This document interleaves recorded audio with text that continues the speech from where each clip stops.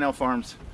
I got a little explanation on the thumbnail and the title, and I remember it's been this is the third day I've attempted to start a little brush fire. I got a little fire going, which here I've got a story for you in a little bit, and I'll spin the camera over so we can stoke that fire. I thought you might find it amusing to sit by the campfire a little bit and hear a story from an old man. But oh, there you go. It was snowing this morning. Had some rain off and on, but the wind's gone away. The wind is the reason. I was afraid of the wind the last 3 days, and the wind's gone away. Now it's a perfect day, just absolutely perfect. Perfect day just to sit by the fire, and that'll be part of my story.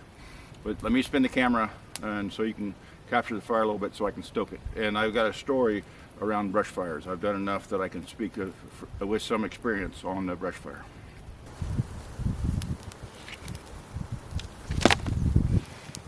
Okay, let's start out with, everybody's going to conclude, well, that's not much of a fire. This is an experience speaking here. Is I used to build a great big brush fire. You know, I'd have it 20 feet around in diameter, have it 6 feet tall. I'd throw a little kindling in the center of it, because remember, it was tall.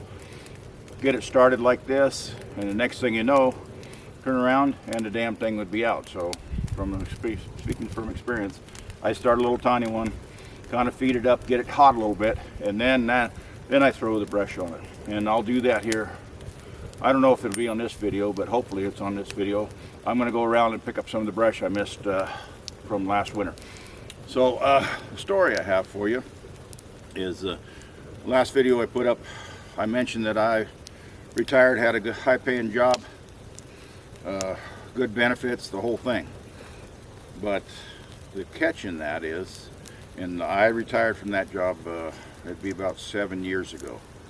And now I'm pretty much retired. I don't work a 40-hour week like most people, or in my case, I was working an 80-hour week, but I'm retired. But the problem I had with that job, or one of the problems I had with that job, was I had to be at work at 5 a.m. So I had to wake up at 4 a.m. Now, there's two things that's went away in my life that I'm appreciative of. And back when I was working, which I don't do now, but back when I was working, I was waking up to an alarm clock, and there was two basic fears, and you can leave in the comment if you're related, or I don't know if you say fears or nightmares or what they were, but number one was I was a vet, and if I was working, back when I was working, it was pretty common.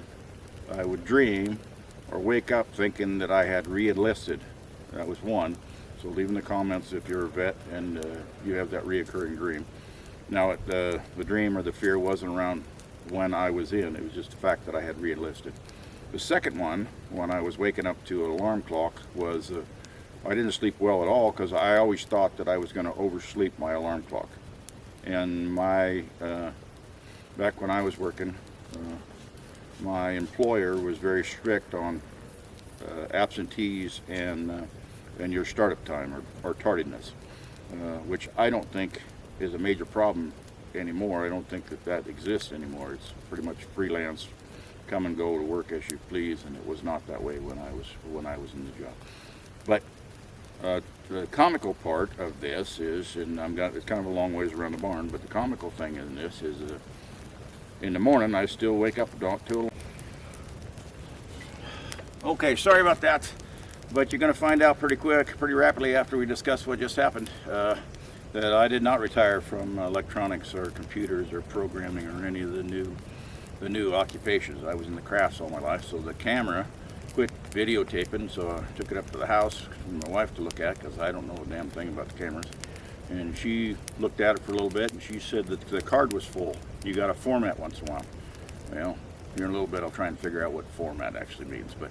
And if I can't recall where I was, I apologize right now, but I think I was, used to wake up to an alarm clock, and now I don't wake up to an alarm clock. I still wake up between 5 and 6. Smoke's getting me a little bit. I'm going to move a little bit.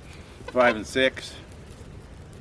And it's a good time for me to get up, get a cup of coffee, get going a little bit, get stirring a little bit, get the stove or the pellet stove going, heating the house up a little bit, because there's nobody else up. I have time, so I check my email, and I check my channel, or our channel, And so that leads me to the funny story, or the story I'm still puzzled by. I actually think that might have been my little brother. He might have pranked me or something, and I haven't figured it out yet because I don't know that much about computers, saying it again. And one thing I was going to say, which comes from other creators that you might be familiar with, is I was going to make a pledge to our community, our YouTube channel community, that I won't sponsor another product or endorse another product if I am not suited or don't have some experience around that and don't utilize that. Now, I will probably sponsor a product in the future, but it's got to be something I have experience with. So I go on the computer this morning, and this is the funny part, and somebody had emailed me because the channel's starting to get some traction now, and I thank you, I appreciate that for my subscribers. But I get on the computer and I look on there, and there's a line item on there, and I click on it. It says we'd like to sponsor your channel, and we'd like your endorsement. And I get to looking, and it's friggin' hair care product. What do I know about hair care products? So of course that one isn't going to make it on the channel. I'm still somewhat amused by it. I thought, well, that's the dumbest fit I've ever seen in my life, because the last thing I'm worried about when I get out of bed is hair care products, and the first thing I'm worried about is where's my stocking cap or my ball cap. So anyway, we're going to move on here a little bit, but I thought that was kind of an amusing story. I'm amused by it still. And maybe I'll call my brother after I get on, when I'm editing, and ask him if he actually pranked me on that one. But because he could have, because my little brother, he knows computers and that type of thing a lot better than I do, because he deals with it a lot more than I do. But anyway, so let's move on. I'll put a little brush. I'm going to probably on camera, I'll stoke this up a little bit, because I got to go pick up the work truck up to the upper end to get the work truck full of some brush. But that's kind of how I do it. See how that fire is percolating down, starting to heat up. I'll just put some more material on it, more fuel on it, just to keep it going long enough that I can get back. This is that pitch I chopped up. The beginning of this video shows this pitch. This is what we use for fire starter, and it works pretty. Okay, I'm probably gonna take the earplugs out so I don't have to yell at you to override the earplugs. So, tree, brush pile going. You've seen on this video. I'm gonna lower you down a little bit and give you a picture. You probably hear them in the background. See that chicken? Can you see that chicken? I'm gonna get you off the mount there, show you under this tree. My wife's been kind of hypering at me to prune this tree up, and I'll show you her justification in that. See those chickens? Those are my chickens. I'm not going to hurt them with the chainsaw, but I'm going to chase them out of there and then prune that up. Okay, give me just a minute. Okay, I'll see if I can get those chickens out of there. Come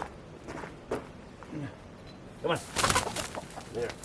So I don't hurt them with the saw. I'll get some safety gear on, prune that up a little bit.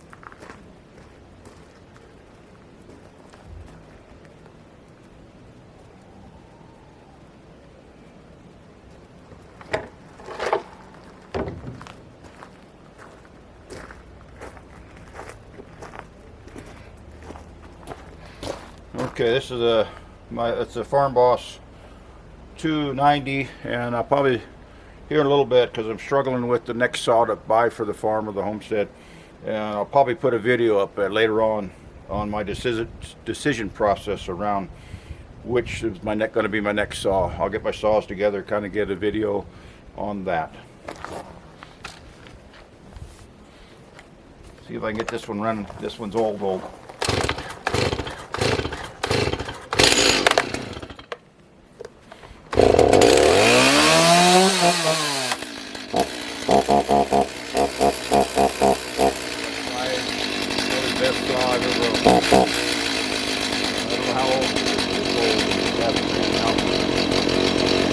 Probably only been a couple weeks since that last video. I put up, my brother needs some log done. Last time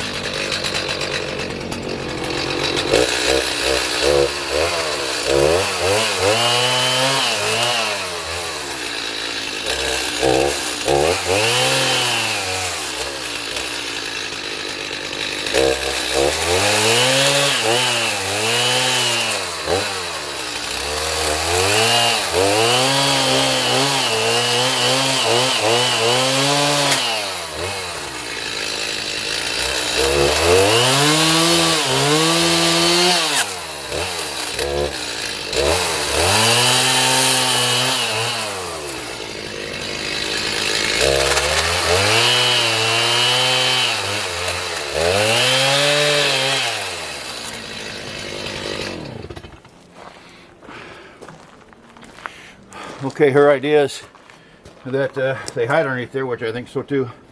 And with that pruned up, there won't be a tendency for them to crawl underneath there for shelter. I'll get those limbs in the truck and then go down to the brush pile, stoke it up, because by now it's probably getting pretty low.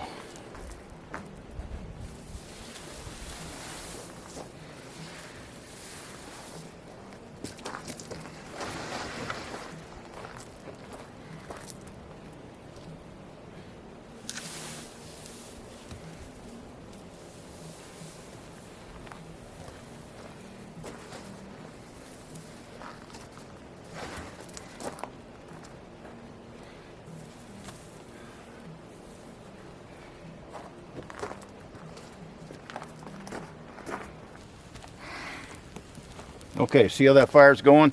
Stoked it up a little bit. Back of the truck's full of brush. I'll just throw a little bit on there. Probably move some of these bigger logs in there once I get it stacked up with some of the limbs.